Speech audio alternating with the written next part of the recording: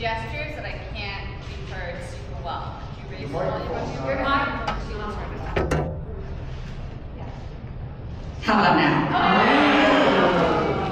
I am the great and powerful Oz. Wonderful to see you all. I'll welcome you again now that you can hear me. Happy Thursday. I'm Lily, the director, I just promoted myself, the new artist associate at Chautauqua Theater Company. And we are here with a really exciting and populous theater chat today. We're coming up next week on our beloved CTC tradition of one acts. And in fact, they are so beloved and so well supported by you all that we've added a second performance of them. And we have with us today the design and directing fellows who are an integral part of the fabric of our season at CTC. Most of them are emerging artists, either directors or designers, and spending the summer with us here is part of their training in their craft. So we are so grateful. They have, I think, about the busiest week that is possible to have coming up next week with our new play workshop that they are, almost all of them, supporting in some relatively significant way, as well as their showcase of One Act, which is really their chance to show Chautauqua what they do as practitioners.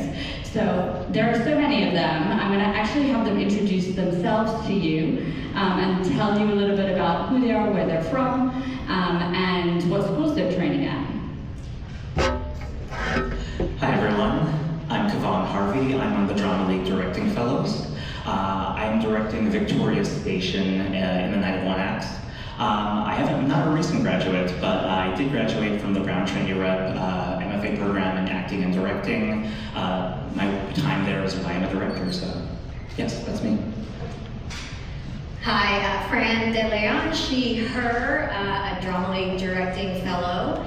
I worked on the real James Bond, helping to remount that, and then I will be working on the new Playworks Festival coming up, the second one. And then what is my one act? My one act is called, I'm trying to keep it all in my head, 3 Characters, Figure It Out, which is kind of like Pirandello in 7 or 8 minutes or less.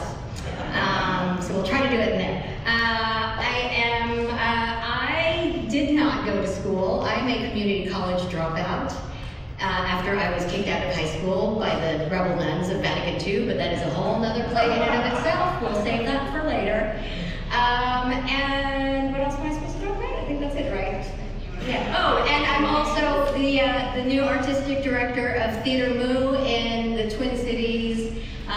So if ever anybody is out my way, come and see us at Theater Moo. Hello, my name is Yoshiro Michikawa, and I'm also one of the Drama League Directing Fellows. And I was born in the States, but I'm based in London, that's where I got my training. I got trained in Drama Centre London and Arts Educational Schools London. So my one act is Pariah by August Strindberg, and what else? Yeah, my background, I got trained in musical theater first, but then I got trained in drama and physical theater and also puppetry, so the theater I make is be weird all the time.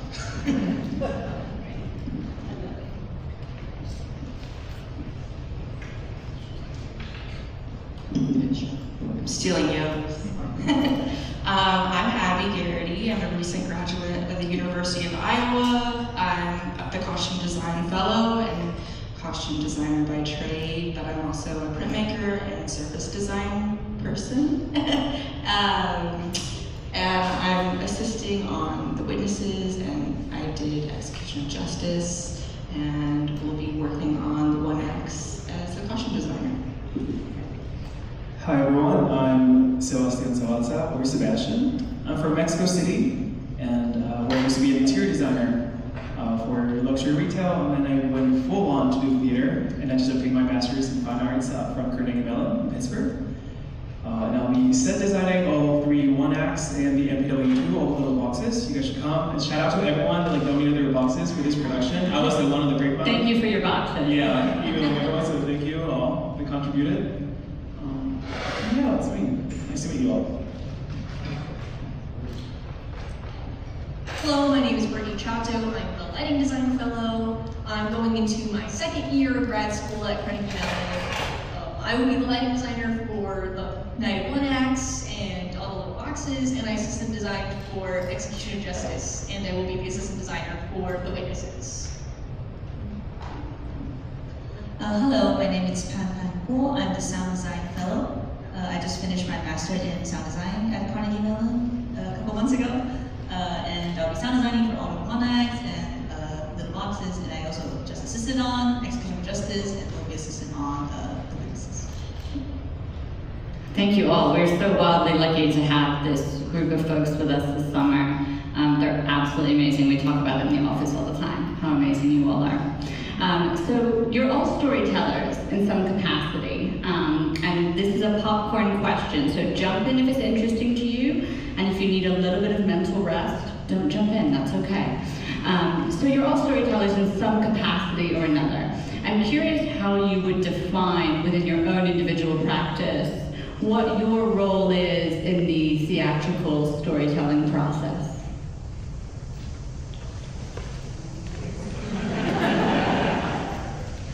I always say my greatest strength as a director is assembling an incredible team, of having the right designers that are willing to jump into the world that I have described to them, that actors, are ready to get in there and dig deep and play and get messy, and for all of us to just go through the rehearsal process and find all the ways that we're wrong, to then find some kind of a path that gets us there. But really, I pitch my concept to the entire team, and then I really leave it to them to be the experts in each of their fields. I always say, like, I'm not a lighting designer, I'm not a costume designer, I'm not sound, I'm not scenic. So here's what I would love for us to bring the audience into, like, let's create that world. How do we create it? And they come in with all of their ideas, so it's very much a collaboration. And I think that's really how I always approach my work, is to say, oh, okay, see, I knocked everybody down with that story on that one. The overall vision, and then for each person on the team to really just bring their best game to it. I guess this applies to like all designers, but for me, I would say what I aim to do is to get your attention visually. So you want to follow the story, and then like lead with a message. So through scenic, I'm trying to convey like the moral of the story, or like the whole arc. So once you're engaged, and then you remember what you saw on stage. So I think that's what scenic does primarily, but of course, like visually, it's leading the story, but that also goes in hand with costumes, with lighting, sound as well. So yeah, I'd say like scenic does that. I want to entertain you, but I also want to unconsciously perhaps give you a message in between those lines. And that's the fun challenge from scenic. And that's where like the metaphors and all this dramaturgical background comes to play when you're designing the set for a play. I feel that my role as a lighting designer is to establish atmosphere. Obviously, it's going to give a time and place, but also help enhance the emotional time and place. I feel as a costume designer, a lot of my job is grounding the story and giving some sort of reality, or maybe not, to who these people are. There's a lot of psychological work that goes into establishing who these people are, what are they wearing, what does that tell you about them? I feel like sound, could be a very compelling component when it comes to your overall experience. Right? What kind of emotional experience am I trying to drive? And it's oddly, sound feels very close to like the raw human experience sometimes, but it's also very untangible. Because sure, sound design sometimes can be very realistic of what does a 18th century countryside sounds like. sometimes it could be very, very abstract, like what does pain sounds like, what does heartbreak sounds like. So I think sound design's role is really sort of trying to capture those really nuanced moments that we all experience as humans.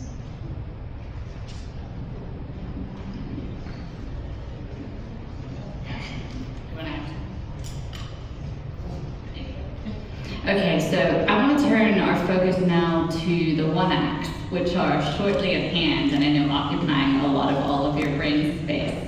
Can you fill us in on what was the brief for the one act? I know that you all brought your one acts to the table in conversation with Jade King Carroll, our producing artistic director. What are the parameters of a one act? What makes a one act? And what makes a one act that's right for the evening that's coming up next week? Yeah.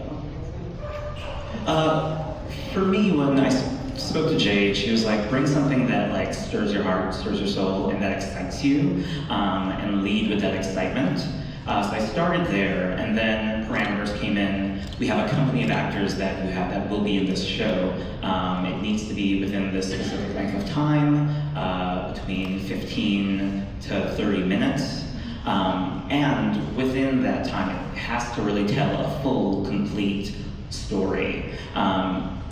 Oftentimes you run into one acts or shorter works that feel like skits or feel like half of a story. And these need to be fully fleshed out, lived in worlds that can be created within 15 to 30 minutes. We were also told that we would be working with the conservatory actors, which was a super exciting thing to be looking forward to. So we got to see their audition tapes, and we went through each of them. And so once we got here and we recognized them all and we started talking to them, it was a little bit like we were stalkers of some sort, because we knew everything about them. We knew where their strengths were, what it was that they were focusing on. So we chose our plays knowing we had this pool to work from, knowing that as a conservatory that there's also a pedagogical element that we wanted to keep to. And then also looking at, the season, we had to pitch 3 each, and then with Jade decided on which one it was. So I think a lot of it had to do with what the season was providing, and then how the one acts can complement, refresh, be a part of, take away, you know what I mean? Just really, how does it fit within the season of main stage shows and the NPW works as well? Yeah, I mean, the selecting the plays were like really exciting process, I think, because we all 3 selected and picked up like a bunch of plays, and then like Jade and us like mutually kind of like had a conversation about like what excites us, what excited us, what was like the elements that excited us within these plays. And also, as just Fran said, there are many kind of like producing perspective elements that Jade gave us to pick up which one we would have to work on. And then, yes, and also there are lots of practical things we had to think about. The length of the play, and also the number of the cast members we needed for the plays. So it took a bit of time, but then it was like that we really enjoyed the conversation with Jade to pick up one that is suitable for us. So whether you come next Thursday to the 2 o'clock performance or the 7:30 performance, you will see all 3 of the one acts that these folks have worked on. And I like to think of it as kind of a tasting menu of theater. So you have 3 courses, and each course is complete and satisfying, but also part of a larger whole experience. I'm always hungry, so I'm always thinking of food metaphors. Designers, can you tell us a little bit you shared a little bit about your practice and how you see your role in the storytelling process, but tell us a little bit about, if you can, without any spoilers, what the process has been like working with each of these 3 directors, how they differed or not. And will you share a little bit about your approach for the either individual projects or the evening as a whole? Where did you begin, and what has shaped your process so far? I can speak on this. I think it was excellent, and it fed me very much because they're very different scripts and they're very different directors. So I started with 3 different meetings with the directors to figure out why they picked these scripts, what they wanted to get out of them, and what their grand visions were. And so from there on, you know, we just started writing. Yeah, I guess I'll go from that too as well. Each script's so different, and each one of them has such a specific vision of what they want.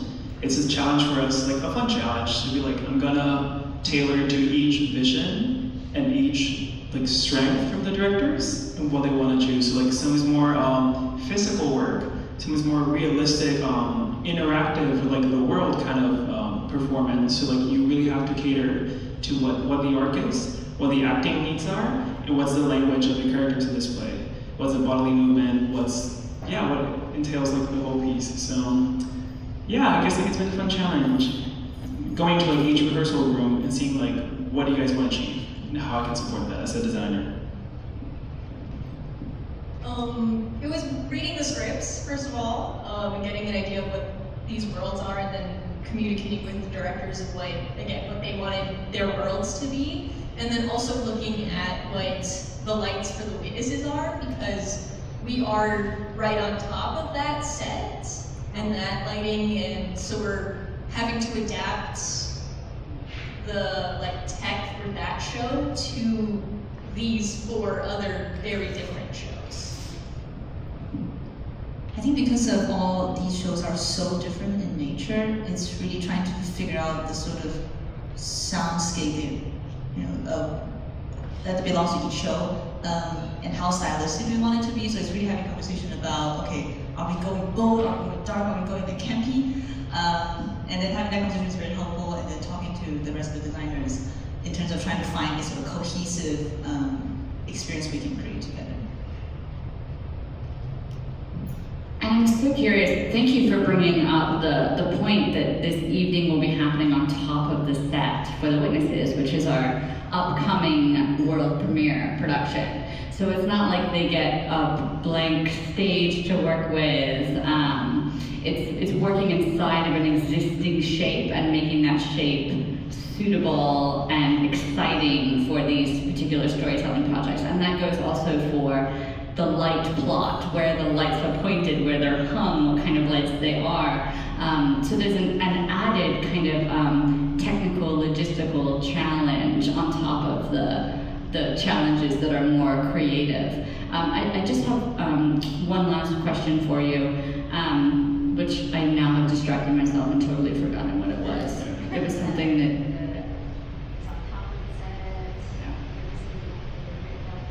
Oh, I know what it was.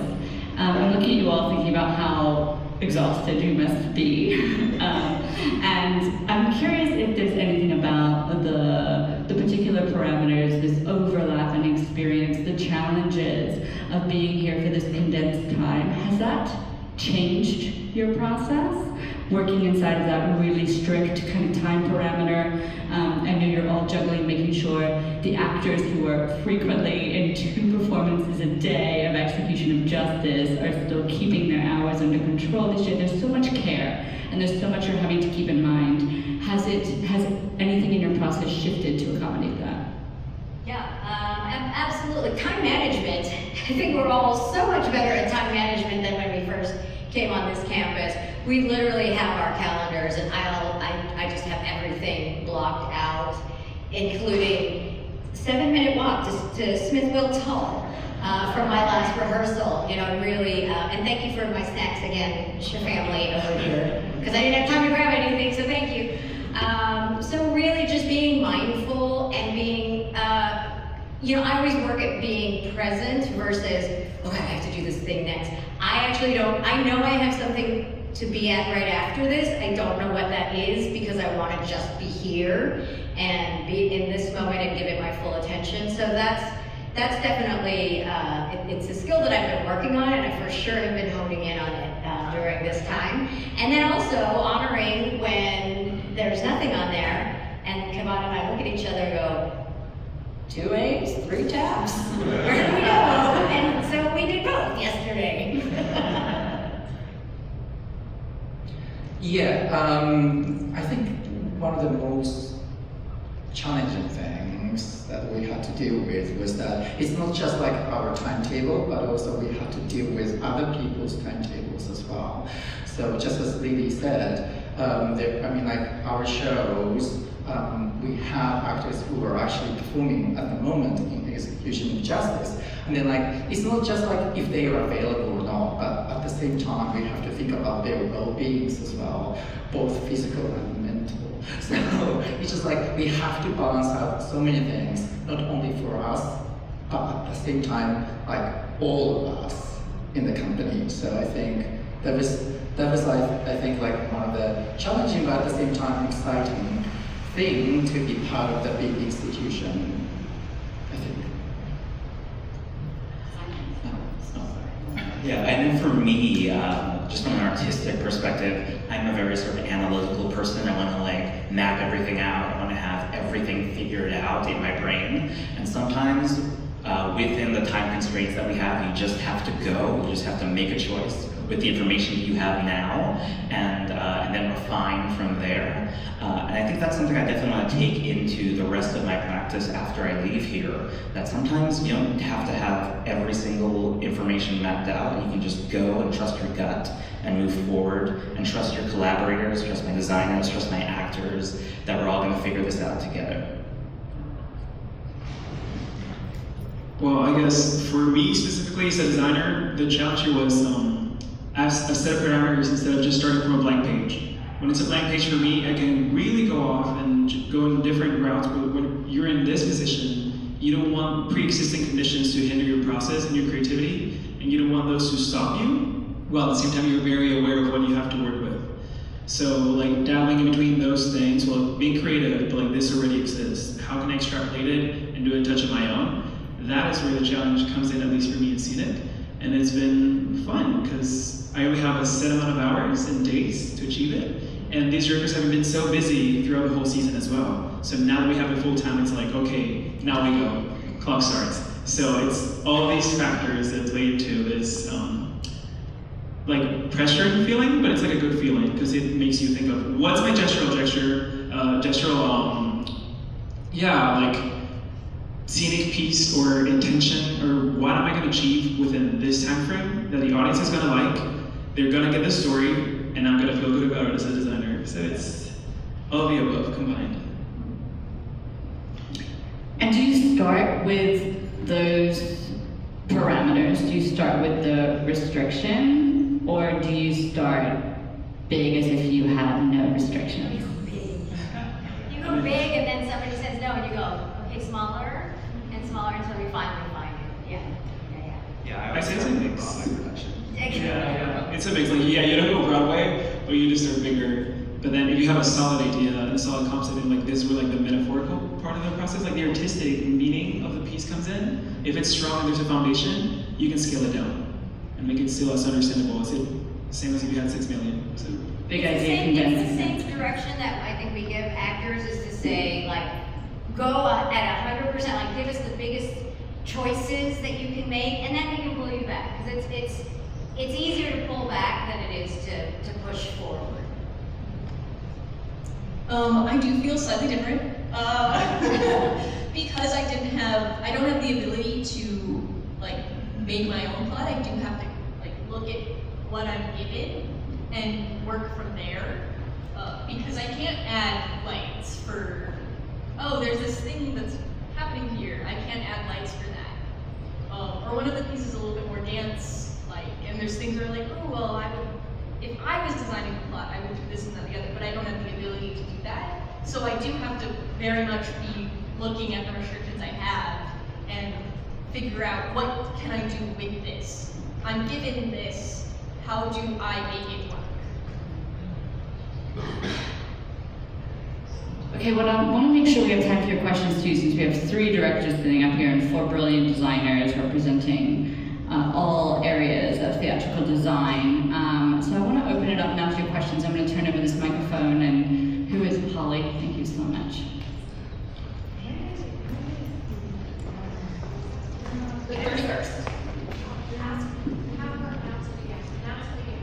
The one acts are on July 31st.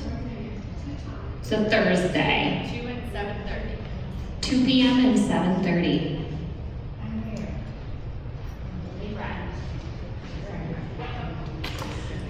My question, I'm curious, for the 4 designers, you've talked a bit about how you work with the directors. I'm curious about how you need to work with each other, and I'm wondering if you could address that. Well, theater is a collaborative art form, so we're constantly in conversations about what is the show, like what is the world of the show, how can we work together. In one of the shows, there's a particular soundscape that's also made have a lighting effect to the shows.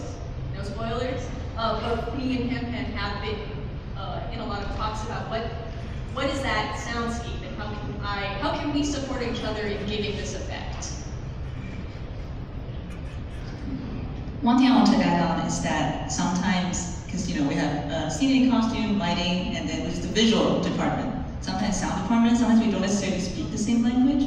So for me, what has been very helpful is, hey, can you show me some of your inspiration image so that I can get a sense of what you're thinking of, and I can translate that into my brain into a sonic language. So that has been very helpful for me. Yes, and I guess for me as a scenic designer, it's like showing moment to moment what happens where people are staged, and that also like helps the directors develop more the tone of a play and staging, and that helps lighting and sound more.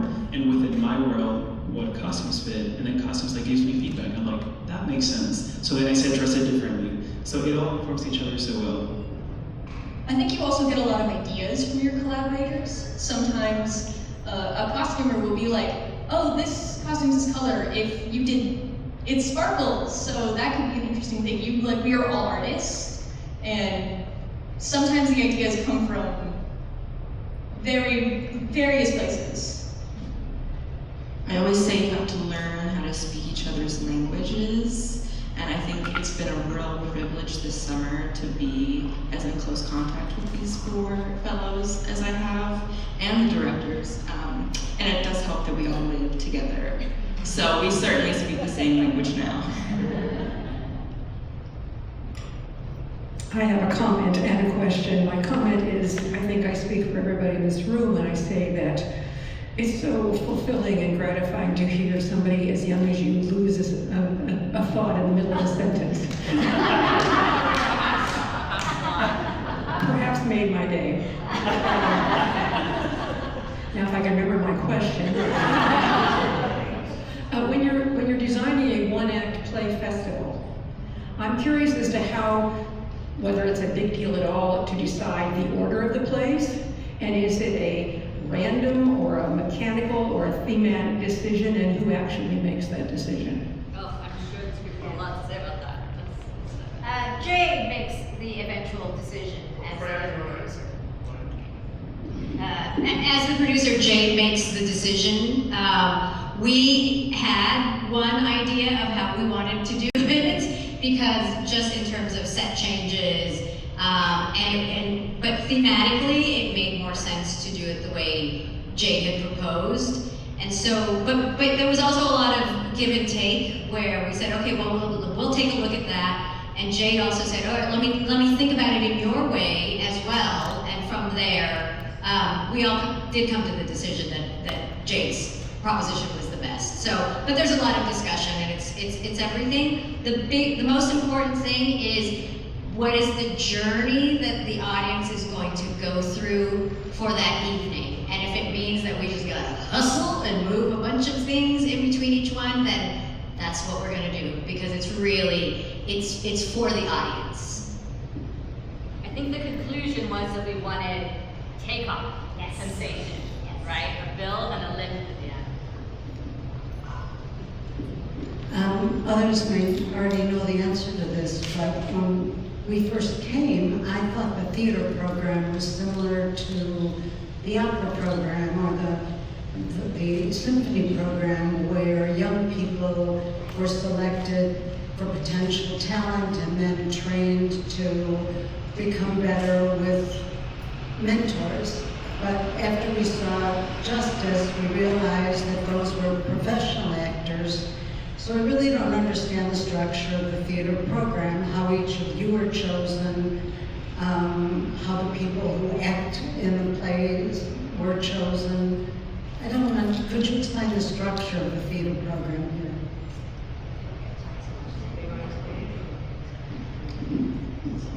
Yeah, I'm gonna let these folks speak to kind of what their process was like of finding the program, deciding if the program was right for them, and then applying for it. I feel like that would be best coming from you all, but I do want to speak to one thing about that, which is that there's no one clear path into the theater, and it happens for people at various stages of their lives. Typically, we are targeting people who are in the kind of master's adjacent process, but that's very loose with us. As opposed to being purely a training program, we refer to it in a way more as a teaching hospital, where there has been a foundation of training laid for all of these artists, whether it's through the School of Life, or Carnegie Mellon, or Drama Centre London, but they're here now to take the skills they already have and apply them in the context of this professional setting. So we really refer to it as a teaching hospital, as kind of a parallel. It's a teaching hospital of theater. And so that's why they are also very much part of the fabric of our season, as opposed to here's a school, it's over here, it's separate from the professionals that we bring in, they are interwoven. So I would say it's just a difference in approach or practice, and also where these individuals are in their emergence into the field. Do you guys want to speak a little bit to the process of finding the program, applying? Yes, so Yo, Fran, and I are here on behalf of the Drama League. It's an organization that supports emerging directors in their careers across their lifetimes. I personally was an actor for many years, and then I transitioned into directing and took some time away from the art form and did other things, and I've been coming back to it in the past couple of years. And the Drama League has been a great institution to help me make that transition and further my career as a professional. All of us are coming into our time here at Chautauqua as professionals who are emerging rather than necessarily just students who are now entering the profession. So there's a slight difference there. We all bring a breadth of experience and life experience and professional experience to the work here. And this is, like Lily said, sort of an apprenticeship program akin to residents who've gone to medical school and are now working in the hospital with patients in real time while they're also training and growing. And for me, at least, the goal is always to keep, learning and growing and changing. 20 years into my career, I hope to be learning new things and having opportunities to grow and change and try new things. On the design side, would speak to the process, the application process. All right, I guess I'll talk. I don't remember how I found this place, how I found the fellowship. I'm glad I'm here, but it was a kind of a typical job application where you send in your resume and cover letter. You also send in your portfolio, so other designs you've done. Other designs you've done. For me, that means production photos, and then there were 2 rounds of interviews. Speaking for designers, because most of us here just finished grad school, and have worked professionally already. So I really think of this as a postgraduate jumping platform where we quickly meet a group of really diverse artists. And I think there's a really great chance to sort of meet people and then build path for future collaboration. I think that's a great way to, how I see this experience at least.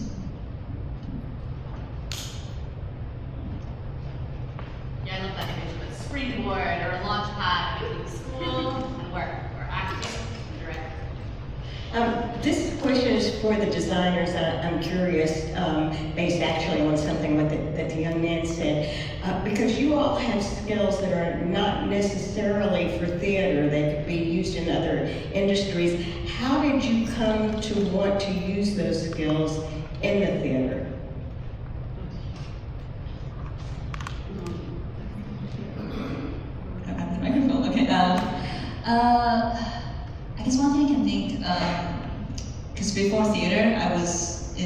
classical voice. I was like trained for years and I was doing opera and competition and stuff.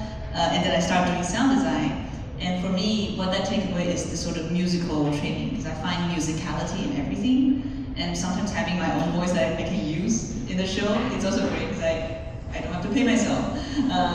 So that's, at least that's how I see sort of taking crafts from other field that is related but not exactly the same and into theatrical practices.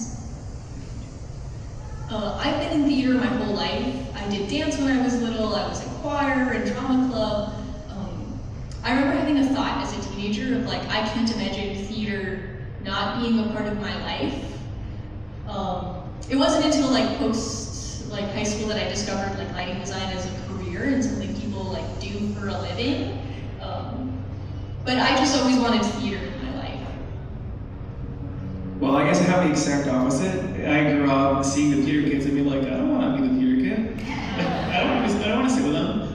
And it never occurred to me. I did my undergrad in interior design, and it never occurred to me that like the production side of it. I would see like run crew with people like microphones and stage managers, and I was like, well, that's cool. Like they like that. I don't. I used to sing at some point. I was part of like musical ensembles-ish or like bands, but I never really pursued it until one time I was asked to perform. I said, no, thank you. But I was like, oh wait a minute. Do you guys want a set designer for it? I was just like new to the term, and this was actually in 2021. And they were like, yeah, we do.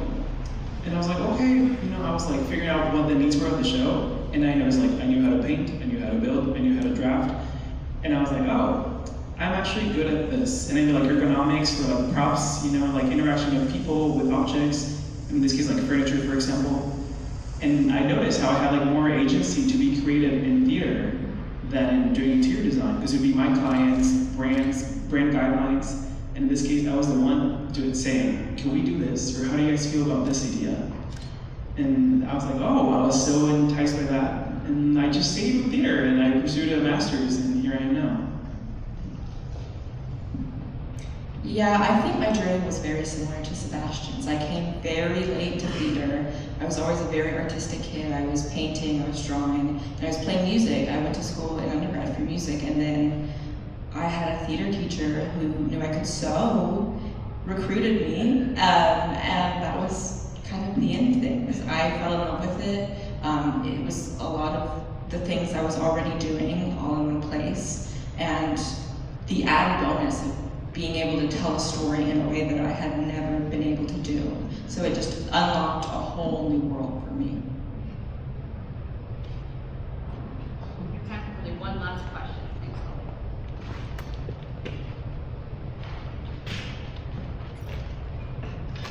As an amateur jazz improviser, when I'm faced with some tunes, I run out of vocabulary because I don't have the biggest vocabulary. And I'm wondering if the design fellows confront the same idea that, you only have had so much experience, your vocabulary is not what it will be when you're 70. If you confront that, what resources do you have to jumpstart or get you going if you have that kind of drag on the thing?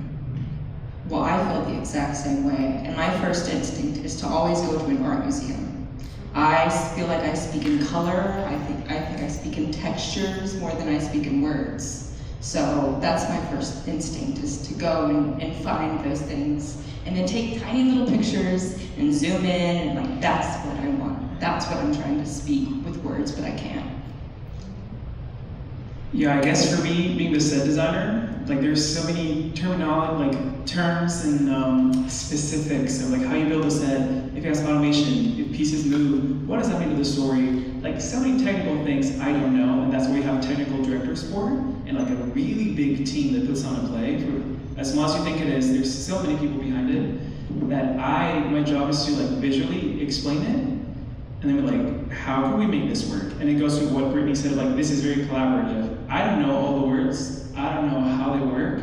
This is a gesture, this is idea. Please guide me through it. Or like, who could we ask to make this possible? And that's where that's where the fun starts. And that's where people come in and they're like, that's what I was called for. And you get people engaged, you get people excited on your idea, and you also like, get that lexicon out of it. Yeah, collaboration. you have a team for a reason. You have, other artists around you for a reason. Theater is a living, breathing art form. So if you're like, I don't know what this is supposed to look like, someone else on your team might have an idea of what it's supposed to look like, or be able to fill in those words that you're missing, is maybe someone else has a grand idea that you never thought of. We literally had this discussion like a couple of nights ago where I couldn't quite articulate the specific sound I had in my head. I wanted to do something that feels like memory creeping in, where it's familiar but it's also painful in some way. And we're talking about the sensation of hovering your arm, hovering something over your arm, but it's super close, but it's not touching your skin. Like you can feel that it's quite there, but not quite there yet. And so it was nice to talk to you, because I was like, I cannot get the words out of my head. I don't know what it is, but I can hear it in my brain. So I do think like having just discussion, even just conversation with people, not even like artists necessarily, just like with everyone, to poke each other's brain, I think it's always helpful for me to expand that vocabulary. Well, come and see the work of these brilliant artists next Thursday, the 31st. There's a show at 2 and there's a show at 7:30, so we have room for you. Come and see us. A runtime. Do you guys know? They might not know yet. I think we're planning on about 90 minutes, right? In and out about 90 minutes, likely less. Yeah. I also want to remind you that today and tomorrow. Yes, the same program at 2 and then the same program at 7:30. We were selling out, we were turning people away. It made us sad, it made you sad, so we added another show. Today and tomorrow, your last chances to see Execution of Justice. It closes tomorrow, and these wonderful actors are going to be moving on to other things. So we have a show today at 2 o'clock. You can still make that. We have a 7:30, and then tomorrow again at 2. Please tell your friends. We want to share this story with as many people as possible. I see a hand. Friday at 2. Friday at 2 o'clock.